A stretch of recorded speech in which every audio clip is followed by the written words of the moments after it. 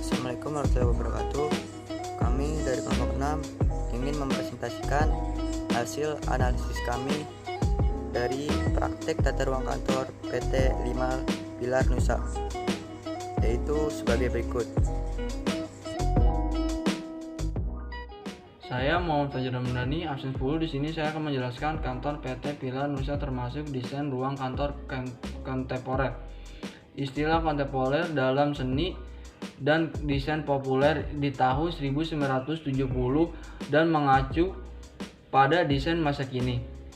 Diawali sebagai penggabungan berbagai gaya secara bertahap, desain kontemporer mengembangkan eksklusivitasnya sendiri.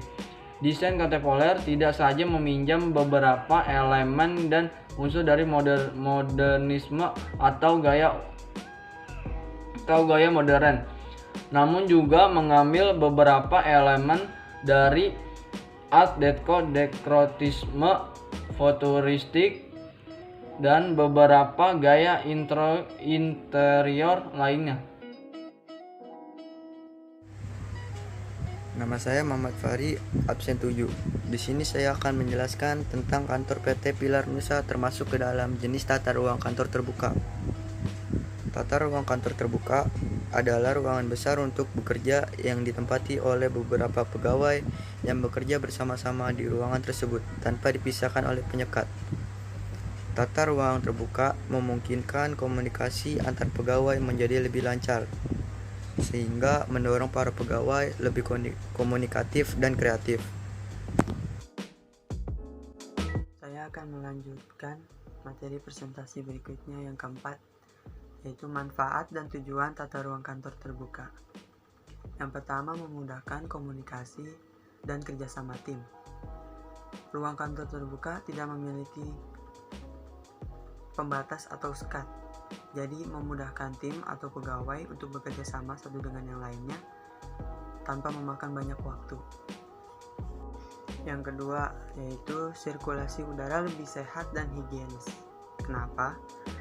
Karena tidak ada penyumbatan ruang, tembok permanen, dan tidak ada pembatas atau sekat. Jadi pergantian sirkulasi udara dari luar ruangan melewati ventilasi udara pada jendela kantor, sehingga ruang kantor terasa lebih nyaman dan pegawainya lebih sehat. Yang ketiga, hemat penggunaan listrik.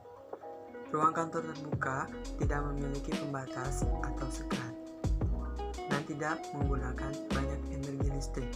Kenapa? Karena ruang kantor terbuka memiliki pencahayaan pada jendela ruang kantor, jadi ruang kerja lebih irit menggunakan cahaya dari luar ruangan daripada dari dalam untuk menghemat penggunaan listrik. Nama saya Rendra Andika, absen 23 dari kelas 11 ATKP 2, akan menjelaskan tentang kelebihan dan kekurangan tata ruang kantor terbuka. Kelebihannya adalah yang pertama, mudah dalam pengawasan dan pengaturan. Yang kedua, luas dan fleksibel dalam perubahan ruangan. Yang ketiga, mudah untuk kontak fisik secara langsung dengan pegawai lainnya. Yang keempat, biaya yang dikeluarkan lebih hemat untuk pemeliharaan ruang kerja dan biaya operasi lainnya. Kekurangannya yang pertama adalah kemungkinan terjadinya kegaduhan dan kebisingan.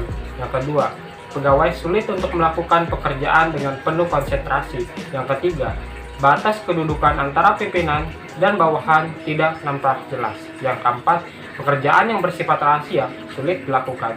Yang kelima, kemungkinan nampak adanya tumpuk-tumpukan berkas sehingga mengakibatkan pemandangan yang kurang baik.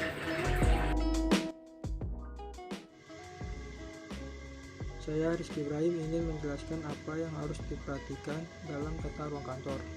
Yang pertama, penempatan denah ruangan.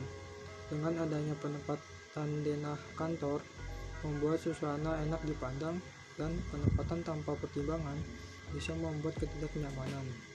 Yang kedua, posisi tempat duduk. Dengan adanya posisi tempat duduk yang benar, bisa membuat bekerja menjadi nyaman. Yang ketiga, lighting yang merata dan tidak mengganggu penglihatan. Lighting sangatlah penting pada tata ruang kantor karena bisa berpengaruh pada semangat kerja para pegawainya.